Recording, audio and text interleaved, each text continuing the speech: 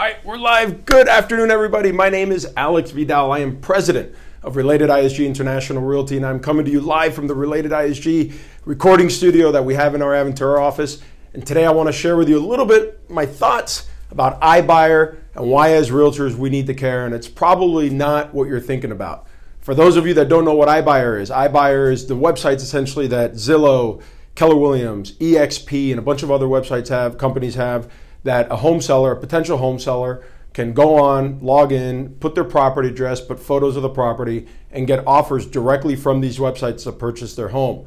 Usually, the offers are at a discount.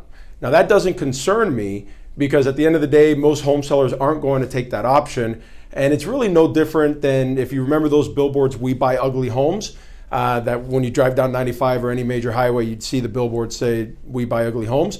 That's just that on a website.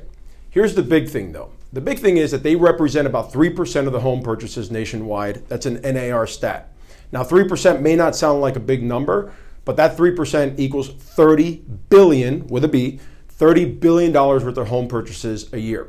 Now the great thing, or the not so great thing about it, is that these companies like Zillow or EXP or Keller Williams or whomever that has the iBuyer aren't using us as realtors to do the CMAs on their property. They're using their artificial intelligence. And if they're using their artificial intelligence to spend $30 billion a year worth of real estate, I'm pretty sure they're going to do everything in their power to try to get that artificial intelligence as good as it possibly can get. And what will happen is they're not spending millions, they're spending hundreds of millions of dollars in this AI that they're ultimately using to buy this $30 billion worth of property. Why does that matter to you as an agent? Well, I'm pretty sure that within the next year or two or three, they're going to go ahead and take that technology that they're using to buy their own properties and turn it on to the public. So the normal home seller will be able to go onto a Zillow or one of these websites, put in their property address, and get an accurate value of their property, a CMA, that's probably going to be just as good as 90% of the realtors that are out there because the AI is going to get that good. So what happens is, for realtors, if you do not have a relationship with your customer, that customer is going to go to Zillow, put in their property address, get a CMA. It's going to be better than 90% of the realtors that are out there. And Zillow is going to go ahead and say, "Hey guys, guess what? We're going to go ahead and list the home for you. We'll list it for 1% on the list side. We'll offer 3% to the buyer's agent." And Zillow will do all the marketing and probably come to us as agents and say, "Hey, guess what, Alex? I got a listing for you. Why don't you take it for half a point or one point? We already have the listing. We're going to market it to our database, etc." And more than likely, they'll probably end up double-ending the deal. So that concerns me because if the AI is going to be better than 90% of the realtors that are out there, what does that mean for us as a business? What does it mean for our customers? What does it mean for lead sources, etc.? I firmly believe that this presents an amazing opportunity for us as realtors to beat this tech. And you can really only beat it by doing two different things. Number one, your customers have to they have to like and trust you. How do they like you? How do they trust you? Well, they like you, number one, by you spending as much time as possible face-to-face, belly-to-belly, and palm-to-palm with them. If they don't know you, if they don't trust you, if they don't like you, and they don't like you at a personal level, you're not going to even beat the tech right there.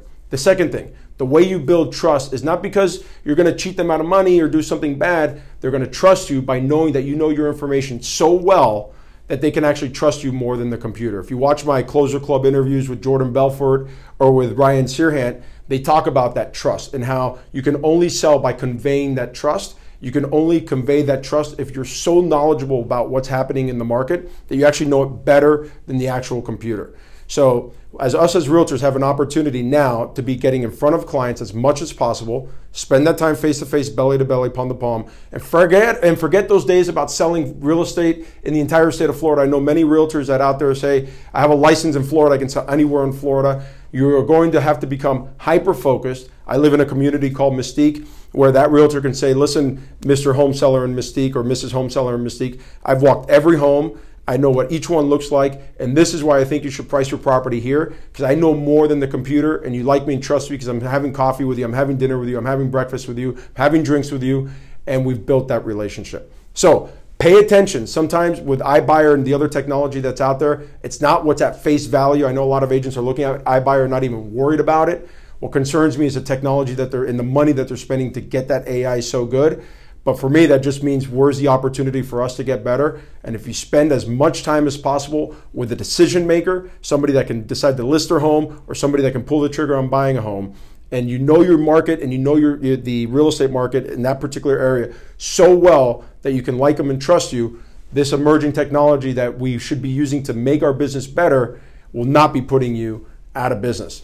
That's my opinion on iBuyer. I would love for you to comment on it. Maybe you agree, maybe you disagree, but chime in below. I'd love to hear your thoughts. And again, thank you for tuning in, and we'll see you guys soon. Take care.